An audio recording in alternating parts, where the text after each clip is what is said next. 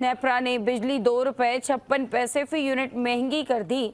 बिजली की कीमत में इजाफा जून की माहाना फ्यूल एडजस्टमेंट की मद में किया गया। लाइफ लाइन और के इलेक्ट्रिक सार्फिन पर इजाफे का इतलाक नहीं होगा। नेपरा के मुताबिक सार्फिन को अगस्त के बिलों में इजाफी अदायगियाँ करना होंगी। CPPA ने नेपरा से ₹2.63 फी यूनिट का इजाफा मांगा था।